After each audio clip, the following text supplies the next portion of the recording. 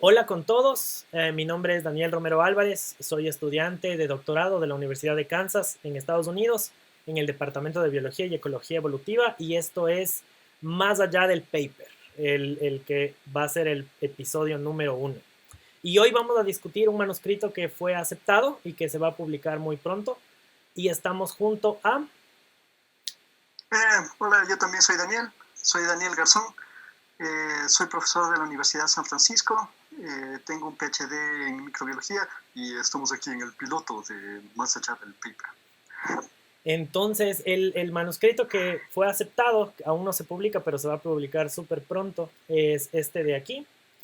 Y evalúa este indicador que se llaman los valores de los cycle thresholds, a los umbrales del ciclo, en el contexto de múltiples pruebas RT-PCR para el diagnóstico de SARS-CoV-2, que es el virus causante de COVID-19, que es la enfermedad. Este estudio lo realizamos junto con Daniel y además con Franklin Espinosa, Edison Lignia, Enrique Terán, Francisco Mora, Emilia Espín, Cristina Albán, Juan Miguel Galarza y Jorge Reyes. Entonces, a continuación vamos a conversar un poco de las razones por las que hicimos este estudio, cuáles son los resultados, por qué vale la pena este estudio y cómo utilizarlo. Y nada, ¿por qué se hizo al final?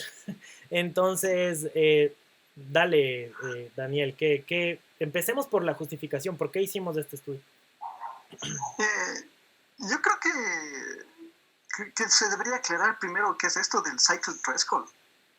Sí, entonces cuando tú tienes una PCR en tiempo real, haces los ciclos, ¿no? En estos que sube la temperatura para que los primers se peguen y después llega la polimerasa y entonces se amplifica la cadenita, ¿no? Y se identifica cuántos ciclos de estos de subida de temperatura son necesarios hasta encontrar una señal. Ese es el cycle threshold, ¿ya?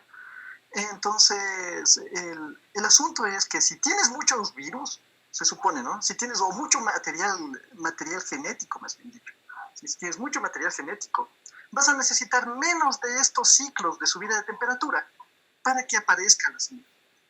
Si tienes poquitos o poco material genético, vas a necesitar muchos o simplemente nunca va a haber la amplificación. ¿Sí? Básicamente esa sería una explicación lo más sucinta para hablar de este cycle threshold. Y algo que es súper importante, y bueno, les vamos a seguir diciendo en el resto de esta discusión valores CT, para que sea simple seguir, y no decirle cycle threshold todo el rato. Entonces, algo importante, algo importante de estos valores CT es que permiten una interpretación un poco cuantitativa de lo que es el RT-PCR para diagnosticar COVID-19. Y esto es importante justo por lo que explicaba Daniel. Usualmente, una vez que se realiza la prueba, como las pruebas moleculares son tan buenas detectando las porciones genéticas del virus, entonces es bien simple que una prueba RT-PCR te diga que sí es positiva, que quiere decir que sí encontró el material genético. Lo que hacen los valores CT es decirte cuánto se encontró, qué tanto. Entonces eso permite ir de un sí, no a un sí, cuánto. Y eso es lo que evaluamos en este manuscrito. Sí, justo eso permite que se le cambie de dicotómica, de positivo a negativo. Sí tiene algo cuantitativo. Esa es la una. La otra, hay que acordarse que el real-time PCR es algo tan sensible que va a encontrarte material genético sin necesidad que eso implique el 100% de que sean partículas virales con capacidad de infectar. Y de hecho lo que acaba de mencionar Daniel es una de las razones por las que este estudio es tan interesante y tiene tanta controversia detrás, ya que, como él dijo, es tan sensible detectando cualquier partícula del virus. Una persona que tiene la enfermedad y que ya no está transmitiendo la enfermedad, ya no transmite COVID-19, tranquilamente puede ser PCR positiva. Y ese fue uno de los grandes problemas al principio de la pandemia. ¿Cuándo podemos decir que una persona ya no transmite el virus? Y al principio, y bueno, en este estudio nosotros también encontramos que si es que uno se pone a ver positivo o negativo, tenemos pacientes que van hasta más de 50 días, creo que 60 días es un paciente que tenemos, Sí, que se sigue trae eso. siendo positivo, si es que solo interpretamos como RT-PCR positivo o negativo. Y esa persona es extremadamente complicado que siga siendo un agente transmisor. Entonces, nada, pues eso es lo que nos lleva a implementar, a hacer este estudio. Entonces, Claro, ¿alguna otra el cosa? problema fue, sí, sí, sí, que el problema, eso justo era solamente para recalcar, el problema fue que al inicio de la pandemia se utilizó esto para el control epidemiológico. Entonces ya salía una persona del hospital y iba a la casa y se le seguía haciendo hasta ver si es que en realidad negativizaba, como para decirle que ya no es infeccioso. Y ese era uno de los vacíos de información que teníamos en ese momento. Eh, Eso. ajá, y entonces otra cosa importante que hay que considerar es que al final, al principio de la pandemia, muchísimas guías clínicas establecían, y cuando digo guías clínicas me refiero a las guías de la Organización Mundial de la Salud o del CDC, que es el Centro de Prevención y Control de Enfermedades de Estados Unidos, establecían que había que esperar como 30 días antes de decidir si es que una persona ya no infectaba. Y bueno, estas guías han ido cambiando y algo interesantísimo que sí o sí quería mencionar es que cuando nosotros realizamos este estudio, que fue más o menos en mayo, junio del 2020, ¿cierto? Esas guías todavía no cambiaban, esas guías seguían indicando 30 días y en realidad si es que uno empieza a ver estos valores de CT, el tiempo en el que una persona sigue siendo transmisora del virus disminuye mucho.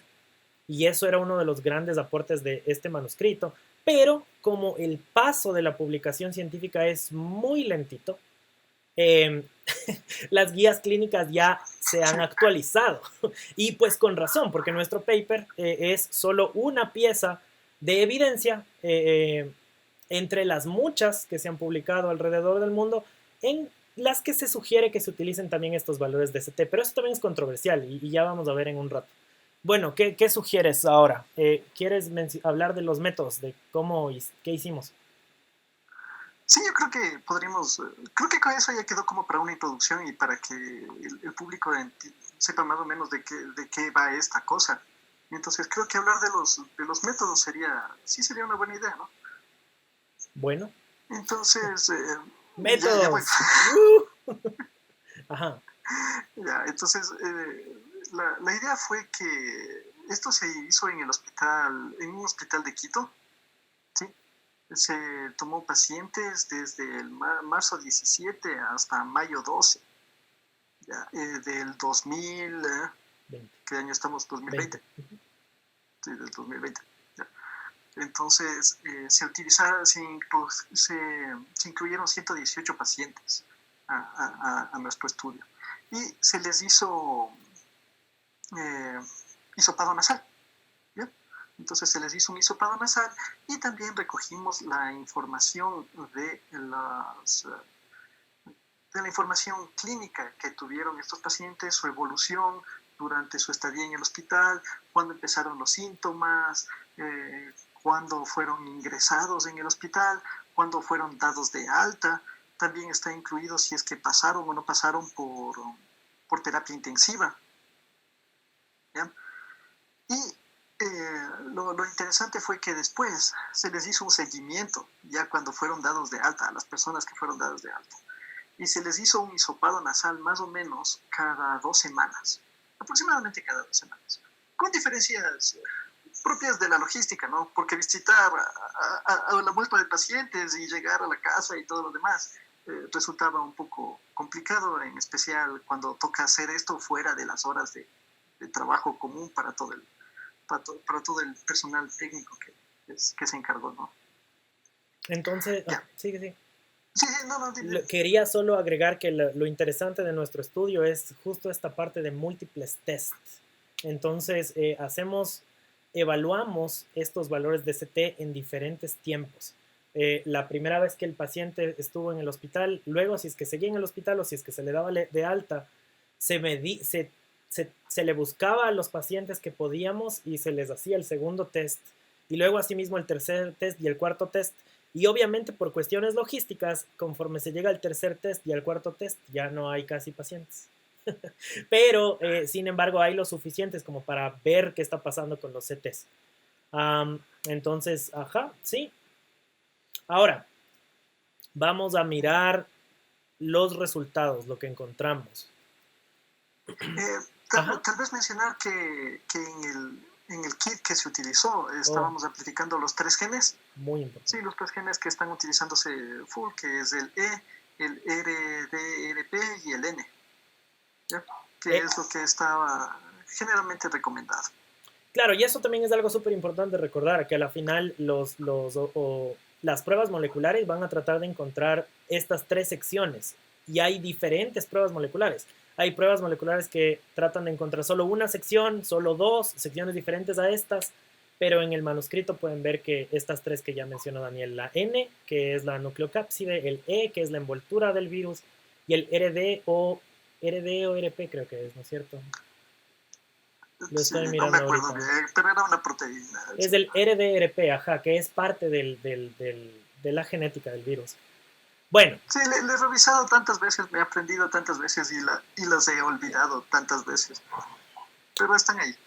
Va, entonces, si es que una vez que el manuscrito salga, van a poder entrar al manuscrito y van a poder observar esta figura, que está dividida en 4 paneles. Esta figura la vamos a mirar al final. Ahorita vamos a interpretar esta figura y luego vamos a interpretar la parte de abajo y bueno, al final el panel A. Entonces, yo tengo diseccionadas estas figuras para poder observarlas una por una. Las estoy buscando en este momento. Ya, perfecto. Entonces aquí está la primera figura que quiero interpretar. Entonces, sí, pues esta está bien. De hecho, esta es una figura que no está en el manuscrito. ¿Quieres interpretarla, Daniel, o lo hago yo? No, porque no le veo. ¿Cómo no la ves? Ay, pues claro, no, solo te veo no la ves. Y de hecho, claro, es que yo estoy compartiendo la pantalla. A ver, déjame. Claro, tú estás compartiendo la pantalla. Entonces, déjame, te presento. Mira, ¿me escuchas? Sí, te fuiste y volviste. Interesante. Creo que aquí se dejó de grabar, déjame confirmar. Ahí estamos. ¿Se está grabando? Sí, todo se está grabando. Ya, aquí está esta figura. Esta es una figura que no está en el manuscrito, pero básicamente muestra lo que encontramos.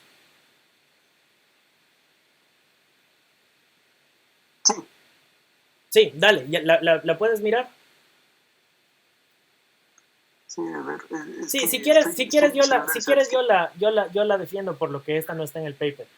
Básicamente aquí están los genes que la prueba examina, el gen E, el gen RDRP, el gen E, y aquí tenemos el promedio de los 3 genes. Y aquí podemos ver los diferentes, qué pasa con los valores de ST en las diferentes pruebas que hicimos, de la primera a la cuarta. Aquí presentamos resultados solo de los 4 primeros tests. Y en el eje Y pueden observar los valores CT. Algo muy importante que no dijimos es que los valores CT se interpretan al revés. Mientras sean más chiquitos, quiere decir que hay más virus. Y esto tiene que ver con lo que dijo Daniel al principio, que al final estos valores son qué tanto la máquina tiene que ciclar para dar un positivo. Entonces, obviamente, si tiene que ciclar muy poquito, quiere decir que hay un montón de material genético. Entonces, la máquina enseguida se prende. Entonces, de nuevo, mientras más chiquitos, quiere decir que hay más material genético del virus, por ende potencialmente más capacidad de transmisión de la persona. Y obviamente si es que la máquina se demora muchos ciclos en encontrar el material genético, quiere decir que hay muy poco material genético y por ende la probabilidad de que la persona transmita el virus es baja. Entonces, aquí pueden ver estas 2 líneas moradas. Estas 2 líneas moradas son umbrales. Threshold significa umbral, por eso se llaman cycle thresholds. son umbrales que nosotros colectamos de la literatura publicada hasta esa vez. Bueno, hasta el diseño del estudio. Entonces, la primera línea morada es 24. La segunda línea es 33. Y eso es porque otros estudios han decidido cuándo una persona está infectada o no está infectada dependiendo de estos umbrales. Por ejemplo, si uno busca estudios va a decir que, sí, las personas que están por debajo de 24 son infecciosas, las personas que están por arriba no lo son. Sí, dale. Sí. Ahí me parece que es importante que expliquemos cómo deciden si es que son infecciosas o no. Sí, porque es lo fundamental. Por favor. Porque, o sea, lo que hacen estos estudios, lo que hicieron para definir si es que era 24 o 33, es coger los hisopados y decir, miren, este se amplificó en 24. Pongámosle esas células a cultivo celular y ven si es que en realidad los virus logran meterse. Ya logran producir una infección experimental de células con muestras que tengan un umbral, una amplificación en 24 o en 33. Entonces, en la mayoría, bueno, en algunas de las evidencias utilizan estos dos puntos de corte. Hubo un estudio importante que por eso le tomamos el 24, que decía que después de 24 ya no lograban infección de las células. ¿Ya? Pero otra evidencia, le encontraron que después de 33, ahí sí ya no había infección de las células. Y nos quedamos, ¿y ahora? ¿Cuál de los dos mismo? Porque en esa época la evidencia sobre esto no era muy abundante.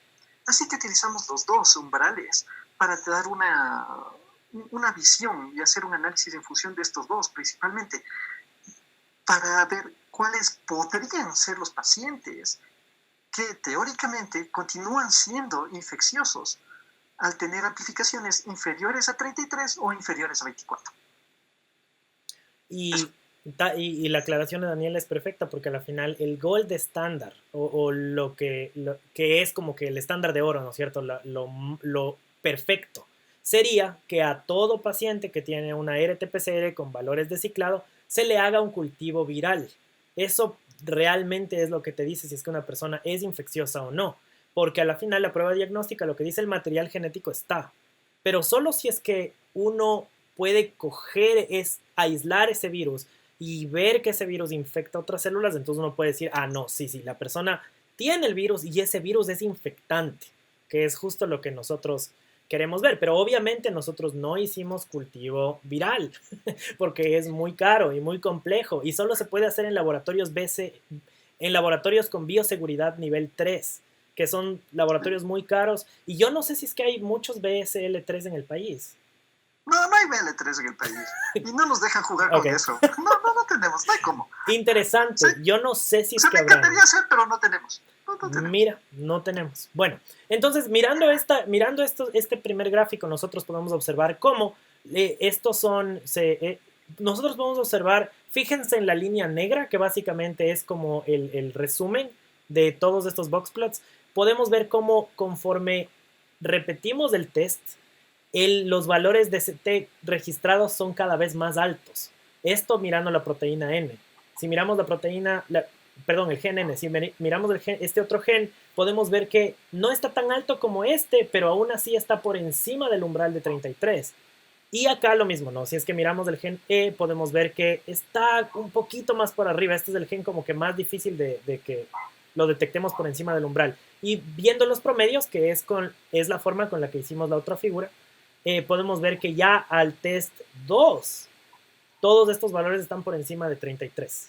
Y de hecho, si es que nosotros utilizaríamos un CT de 24, esto está no infeccioso de acuerdo al umbral 24 ya en el primer test. Entonces, muy pocos pacientes serían positivos. Entonces, es un defecto de usar el test de 24, por ejemplo. Sí. Sí, hay una cosita nomás. Por Dios, usa siempre los 3 genes. Sí, porque puede, si es que coge solamente uno u otro, pueden los otros no amplificarse. Entonces, y sí nos pasó eso en algunos casos y por eso nos tocó utilizar el promedio. Entonces, por Dios, los 3 genes. Eso. Muy importante esa aclaración. Favor, evaluar los 3 genes. No solo uno y no solo 2. Y es muy interesante la aclaración porque incluso en estudios internacionales mucha gente solo utiliza solo 2 genes o solo un gen. Y tal cual, si es que evaluamos los 3 genes vamos a saber qué mismo estaba pasando. Bueno, entonces aquí estoy presentando ahora la siguiente figura y tengo que compartir la pantalla para que Daniel también pueda mirarla. Sí, porque no ve nada. Tranquilo, ahora sale. Listo. Esta sí es uno de los paneles que se encuentran en el manuscrito. ¿Lo miras? Ah, ya. Sí, ese sí le conozco. Va. ¿Y la interpretas tú? Ya, a ver, en este básicamente es cuán diferentes fueron la presencia de los 3 genes durante las diferentes tomas, ¿no? Entonces están ahí representadas las 4 tomas principales y están todos los genes y el promedio. Entonces lo más relevante de esta figura era demostrar que los genes mantenían las medias de estos se mantenían muy similares con el promedio. ¿Sí? En cuanto al número de CT que tuvieron que alcanzar para encontrar su amplificación. ¿Sí? Entonces, ahí por ejemplo, en el primer test, encontramos que la mayoría está bajo el umbral de 33. Lo cual es hasta cierto punto lógico, ¿no? Porque es poco tiempo que ha pasado y entonces se considera que estos pacientes podrían todavía continuar siendo infecciosos. Y vemos cómo esto progresa hasta que en el cuarto test las medias están por encima de lo que se podría considerar infeccioso con un CT de 33. Ahora, esto tiene unas implicaciones densas y tiene que ver, y básicamente tiene que ver con lo que nosotros sugerimos hacer ahora, que es la cuestión de potencialmente utilizar estos valores de ciclado, estos valores CT, para mejorar el diagnóstico. Entonces, con la serie de figuras que voy a presentar ahorita, eso va a estar más claro. Entonces, ahora voy a compartir la pantalla para que se puedan mirar todo mejor. Entonces, ¿sí puedes ver mi pantalla? Sí, ahí estamos. Entonces, por ejemplo, en estos gráficos, todo este gráfico está pensándose solo en el primer test. Es decir, pacientes que reciben su primer hisopado nasal, reciben su primera RT-PCR y nosotros tenemos los resultados positivos, negativos, de acuerdo a la clásica forma en la que se presentan estos resultados. Y tenemos los valores CT, utilizando el umbral 24 y utilizando el umbral 33. Entonces, en el eje X pueden ver aquí cuáles son positivos. En este caso son aquellos pacientes que tienen un valor CT menor de 24. Aquí los que tienen un valor CT menor de 33. Y aquí los que simplemente se detectó un positivo, independientemente de la cuantificación del valor CT. Es decir, lo más importante, este es el que se reporta en el día a día. Entonces, si es que analizamos este gráfico, podemos ver que en el primer test, obviamente, toda la gente es positiva, casi nadie es negativo, ¿no es cierto? Nosotros, el promedio de no me acuerdo cuándo era, creo que el promedio de día, creo que todos los pacientes llegaban al día 9, ¿no es cierto? En promedio, al hospital. Sí, algo así. Sí, bueno, eso hay que mirar, ya les decimos luego. Pero miren la diferencia. Si es que utilizamos el umbral de 24 para decir qué pacientes son positivos o negativos, aquí da en cambio que muy poquitos son positivos, que todos son negativos. Básicamente, si es que utilizaríamos este umbral, que fue el recomendado por unos investigadores, toda la gente es negativa. Eso es muy peligroso en el contexto de una epidemia, porque estos son negativos de acuerdo a este valor. No sabemos si son realmente negativos, como les comentábamos antes, eso depende del cultivo viral. Y en cambio acá tenemos que si es que utilizamos el valor de 33, que es un valor, es un umbral más conservador, sí tenemos una proporción mayor de positivos que negativos, pero no es la proporción tan fuerte del positivo negativo. Para un primer test, yo creo que sí es full importante solo basarse en el positivo negativo, porque el riesgo de un falso negativo es muy grande. puede plantar un brote en cualquier parte de la población o en sus propias casas o lo que sea. Pero ahora veamos lo que pasa con el test número 2. Ahí está.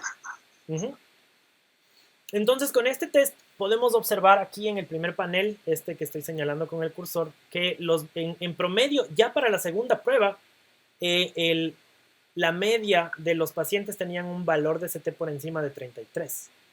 El promedio de tiempo en el que se realizó el segundo test fue más o menos en los 28 días. Y aquí podemos observar que si es que nos basamos en el cualitativo, es decir, positivo o negativo, todavía tenemos una proporción fuerte de pacientes que van a ser declarados positivos. Y aquí es el problema de las guías clínicas. Un paciente que se hace el segundo RT-PCR va a salir positivo, pero veamos los valores CT. Si usamos el umbral de 24, ningún paciente es positivo. Si usamos el umbral de 33, tenemos una pequeña porción de pacientes positivos, pero un montón ya son negativos. Sin embargo, si hacemos el positivo-negativo clásico, esa diferencia no es muy grande. Y esto es bien complicado porque al principio de la pandemia se necesitaba 2 pruebas de RT-PCR negativas, por ejemplo, para volver al trabajo. Y eso no tiene sentido porque la probabilidad de que en un segundo test te salga un RT-PCR positivo es muy alta. Por eso es que estos valores de CT se recomiendan. Ahora miremos qué pasa en el tercer test. Mirando el tercer test, y esto otra vez solo para que todo el mundo tenga claro, es un paciente que se hace el tercer hisopado nasal. La probabilidad de que le siga saliendo positivo se mantiene, miren aquí. Pero obviamente, si es que usamos los valores de CT con el umbral de 24, todos son negativos. Si usamos los valores de CT, umbral 33, ya son muy poquitos los positivos. Y pues finalmente para el último test, y obviamente este plot de aquí, pueden ver como ya en promedio los valores de CT están muy por arriba del umbral 33, que es esta línea. Todos negativos con 24, la mayoría negativos con 33, pero seguimos mirando ciertos positivos con la forma cualitativa de interpretar esta información. Entonces, esa es como que una de las conclusiones fuertes, uno de los resultados fuertes del trabajo que hacemos, es que, claro, o sea, para interpretar las posteriores hisopados nasales con RT-PCR, sería mejor agregarle también el valor de CT, no solo la forma cualitativa. Entonces ahora ¿todavía ves mi pantalla? No, ahorita ya solo te veo a ti. Terrible. ¿Y antes veías la pantalla o no? ¿O me veías a mí? Sí, alcanzaba a ver. Estaba chiquito, pero se alcanzaba a ver. Ya, dale. Entonces, por ejemplo, aquí, ¿quieres tú mirar esta figura? Yo me imagino cuál ya, figura perdón, ya, la estoy compartiendo. Lo siento. Problemas técnicos. En un siguiente episodio esto ya no pasará. Ojalá. Mira. Ojalá haya un siguiente episodio. Ojalá haya un siguiente episodio para empezar. Mira. ¿La ves? Claro. Dale. Ya, esta es la figura madre del paper. Es la base. Entonces, lo que tenemos ahí en puntitos rojos es el test 1. ¿Ya? Y en la línea de X tenemos a qué día se hizo la toma de este test 1. ¿Sí? Y en Y tenemos el valor de CT. Este test 1 varía, es diferente con respecto a, o sea, no están todos en el mismo día, porque dependía del inicio de síntomas de los diferentes pacientes y cómo llegaron al hospital. Entonces, unos llegaron más temprano, otros llegaron un poco más tarde, ¿ya? Entonces, pero miren, la mayoría de puntos rojos encontramos por debajo del umbral de 33, ¿ya? Y encontramos una gran cantidad, una cantidad relevante por debajo del umbral de 24, que es mucho más conservador con respecto a su capacidad de infección. ¿Sí? Entonces, creo que eso también. Y los pacientes, sí, los que están... a ver, creo que el punto más alejado está a los 50 días. Pero ¿sí? algo súper interesante de este paciente que llega a los 50 días es que es el día 50 desde el inicio de los síntomas. Claro, Y llega todos, al día sin... todos estos pacientes son hospitalizados, ¿cierto? Sí, todos son hospitalizados. Va, entonces Eh, aquí es la primera vez que se le hace el test y obviamente sale por encima de los 33. sí, pero eso recalcar, ¿no? Que de acuerdo a la prueba de PCR, de acuerdo al kit comercial, sale que es positivo. Porque el kit comercial maneja 40 de CT para considerar si es que es positivo o negativo. Bueno, y algo importante es que esta línea negra de aquí está marcando justo el día 30, que es el que anteriormente se utilizaba para decir si es que una persona es infectante o no es infectante. Entonces aquí en Sí, de esta acuerdo nueva... a las guías que estaban vigentes en el momento que hicimos. Sí, guías que ya han sido actualizadas, lamentablemente. Que le actualizaron. Muy bueno para la pandemia y muy malo para el manuscrito porque nos tocó actualizar algunas cosas de lo que ya estaba escrito antes de su publicación. Sí, Entonces, porque ya estaba casi aceptado cuando sucedió la actualización. ajá, literal. La actualización ocurrió en octubre del 2020, si están todos preguntándose cuándo se actualizaron las guías. Sí, ¿no? Octubre creo que fue. Casi seguro que Sí, fue sí, sí, octubre. octubre. Va. Octubre, o sea, ya estábamos en el último paso y ya habían entregado la revisión los pares y todo. Uh-huh.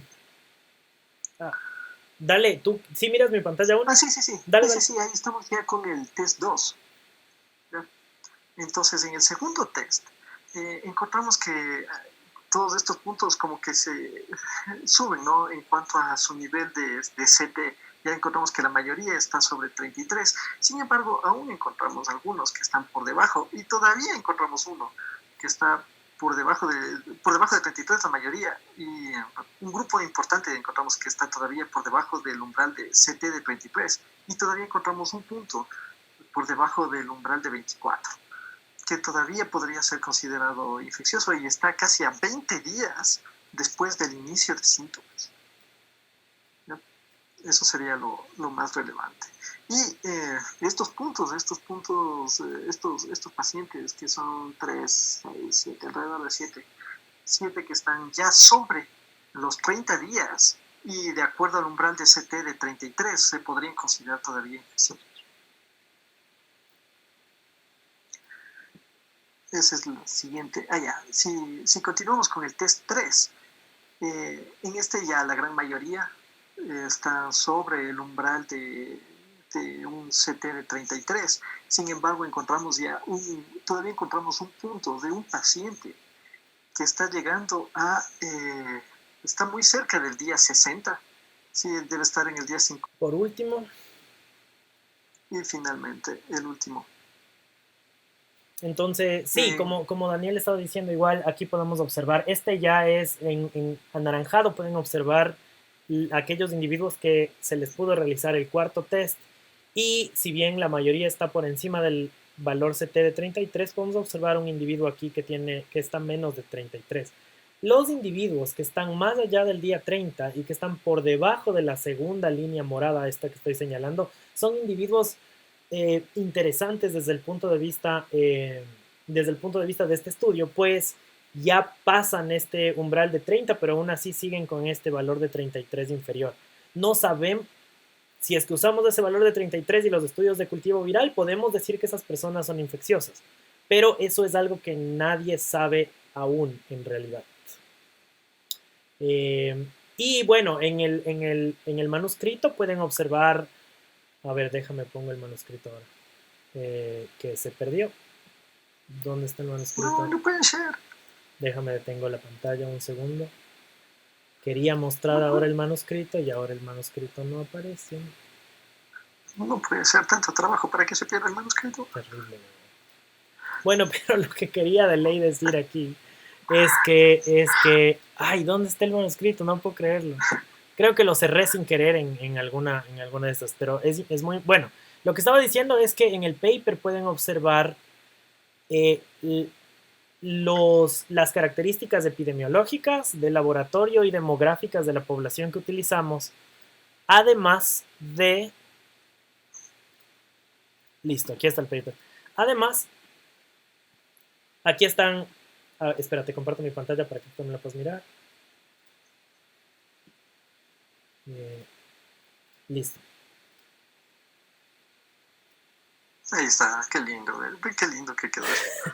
En esta tabla pueden observar los patrones demográficos de la población que utilizamos. Miren, desde el principio de síntomas hasta la hospitalización, el promedio fue de 6 días, pero habían pacientes que llegaban hasta el día 28. Y eso dice mucho del sistema de salud pública del Ecuador. Pero bueno, y bueno, aquí están los síntomas. Algo que es muy importante y que a mí me llamaba mucho la atención es que pueden ver los síntomas como anosmia, que es falta de olor, y disgeusia, que es falta de sabor, muy abajo entre los síntomas. No es tan frecuente como se asume o como dicen los memes. En realidad no es tanto. Y tenemos otro estudio que capaz que nos juntamos también para discutir. Ajá. Oye, pero también la tos seca, ese sí era relevante. Y O sea que en realidad parece que es una tos seca y es una de las características que sí se ha estado viendo frecuentemente en los pacientes de nuestro contexto. Y pueden ver que el tos seca aquí es el 51.4% de pacientes, 57 de 118, creo. Sí, 57 de 118 Sí. presentaron tos seca. Y bueno, fiebre. Pero bueno, eso, ¿qué más? En las tablas de material suplementario pueden encontrar estas mismas características de los pacientes que les mostramos en la gráfica anterior, es decir, de estos individuos, que a pesar de que ya van bastante tiempo, todavía tienen umbrales de CT bajos. ¿Qué más? ¿Tienes algo más tú que decir, Daniel? No, creo que eso es la parte fundamental en cuanto a lo clínico. ¿Te acuerdas del estudio bueno, el análisis que tratamos de hacer con gravedad y el umbral de CT, o sea, ¿cómo defines un paciente grave? Entonces, lo que parecía más cuantificable en un inicio era si es que un médico decidió que necesitaba terapia intensiva.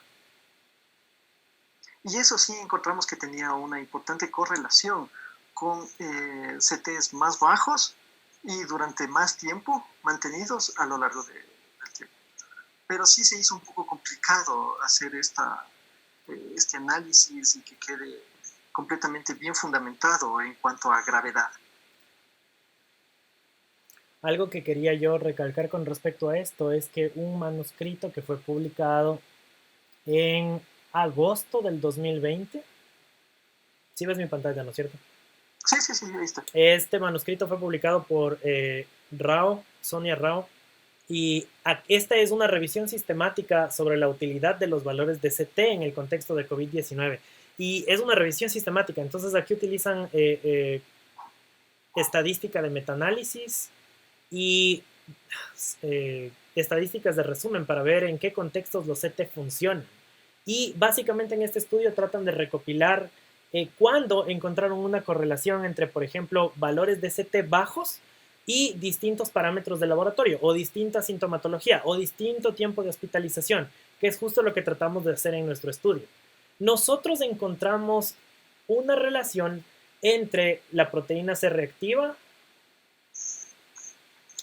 entre el conteo de plaquetas, la edad y los neutrófilos.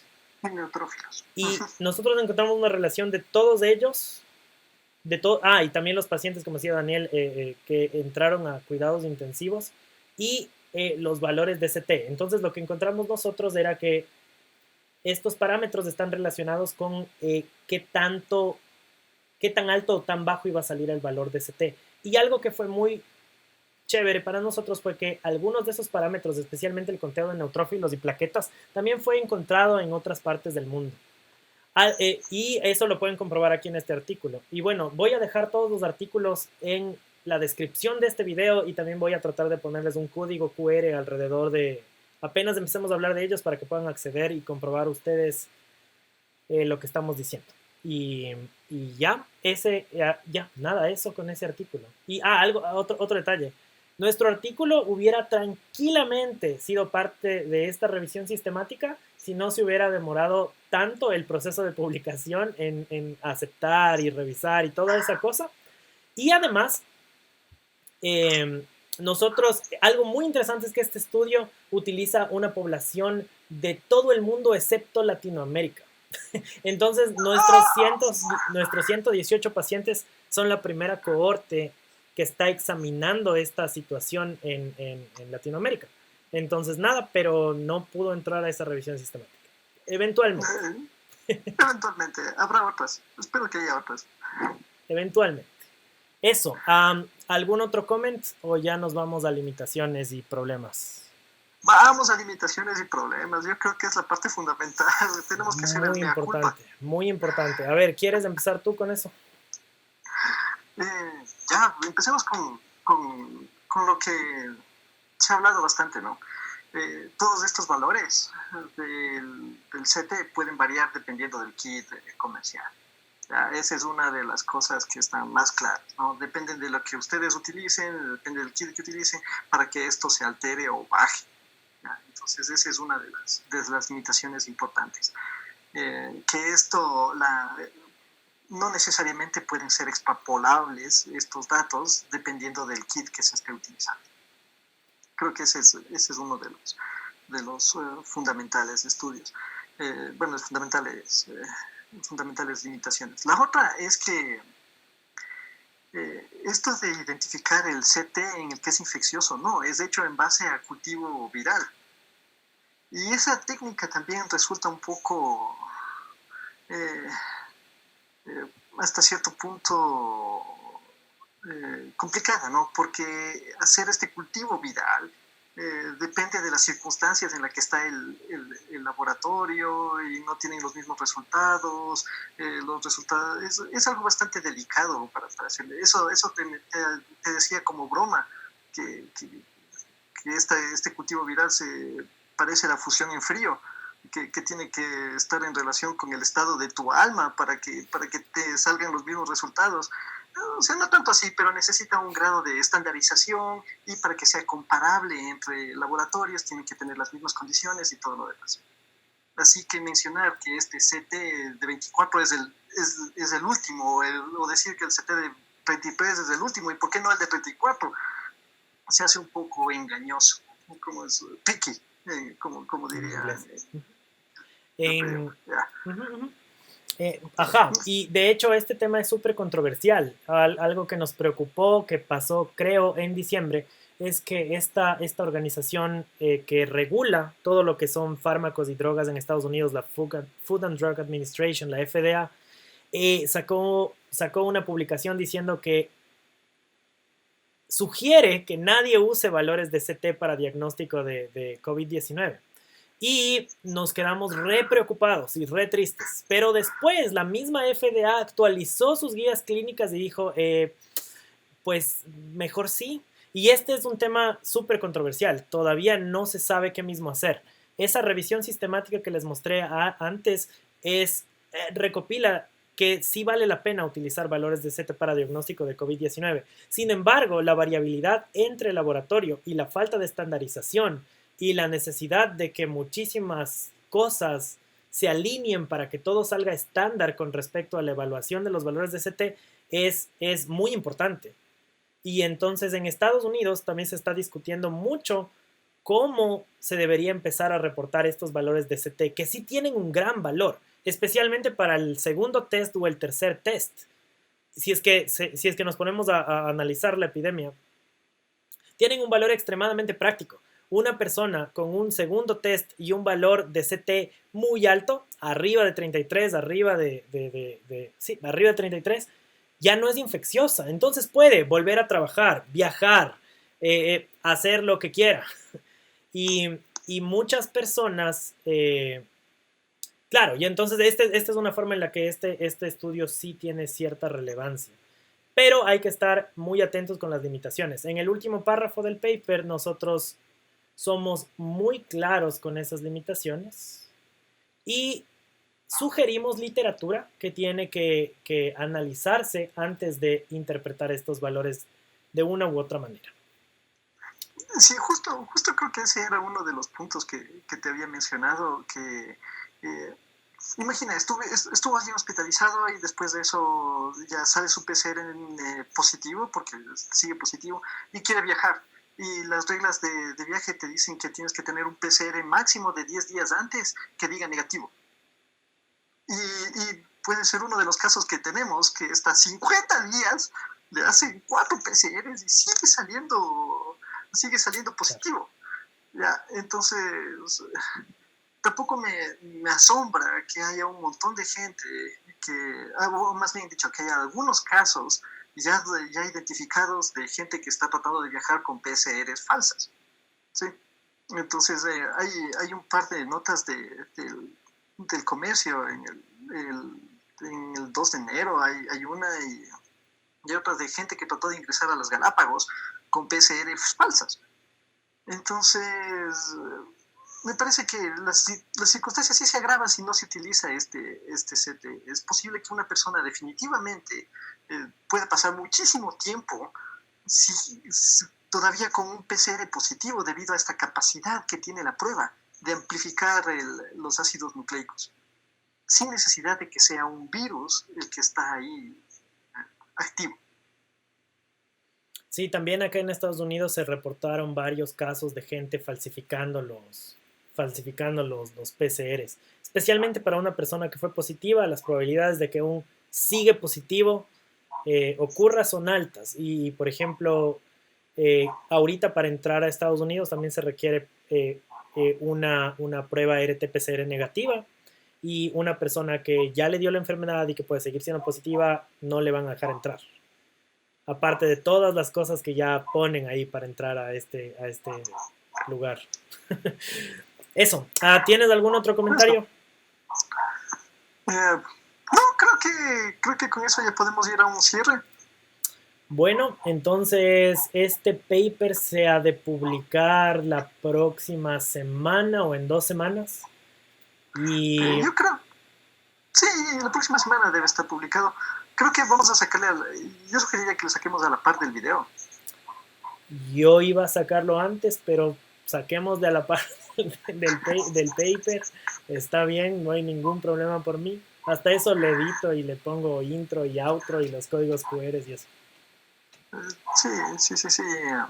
No, y en realidad ha sido una experiencia súper interesante organizarse con tantas personas en diferentes lugares. Tú estás en Estados Unidos, hay todo el equipo de los hospitales. Son 2 hospitales que nos ayudaron porque una parte se hizo en otro lado, de laboratorio y todo lo demás.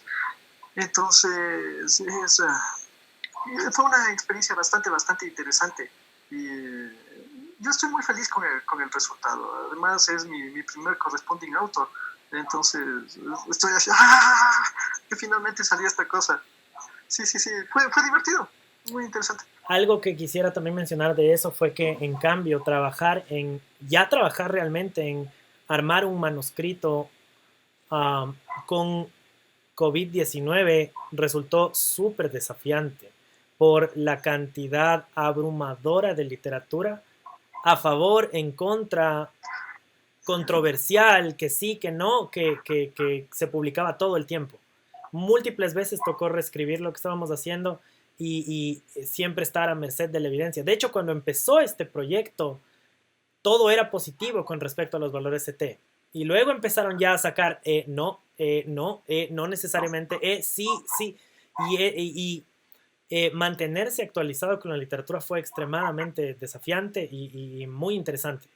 Como para tenerlo en cuenta la próxima que estemos haciendo algo con un tema tan complicado. Ajá. Sí, fue muy divertido, yo creo. Sí. Sí, nos obligó a leer un montón y en realidad, como dices, la cantidad de literatura que sacaron de COVID en poquísimo tiempo es brutal, es abrumadora. Entonces, es algo chévere. Muy agradecido en realidad con todo el trabajo que que hiciste y que hemos hecho en conjunto. Igual, loco, un gustísimo tener la oportunidad de colaborar contigo y con todo el grupo. Y nada, eso sería todo por este paper y este primer episodio de Más Allá del Paper. Como dijo Daniel, lo vamos a sacar con el paper. Entonces, nada, todo lo que decíamos de que este manuscrito está por publicarse, pues ya nada, va a estar publicado. Y nada, muchísimas gracias, Daniel, y a ver si es que nos juntamos para conversar otra vez sobre otro de nuestros papers, potencialmente el otro que ya sale. O si no, juntémonos a discutir de otros papers. A mí me gustaría discutir un chance el que se publicó recién de Iván Sisa. Ah, sí, ese tenemos que hacer un episodio de Más Allá del Paper. Heavy shit ese episodio. Sí, ese es súper interesante. En realidad, el tópico que aborda me parece que es excelente. Sí, tenemos que hacer eso. Voy a dejar aquí solo como un cliffhanger el título del paper, que es este. No, este ya discutimos. Este paper. Bueno, tú no lo puedes ver, pero ahí lo pongo. Se llama El impacto negativo de los comités ad hoc para evaluación ética, el caso de COVID-19 y la investigación relacionada en Ecuador. Un paper muy, muy chévere. Bueno, eso, un gustazo y nada, hasta la próxima. Muchas gracias por escuchar. Muchas gracias por escuchar. Nos vemos.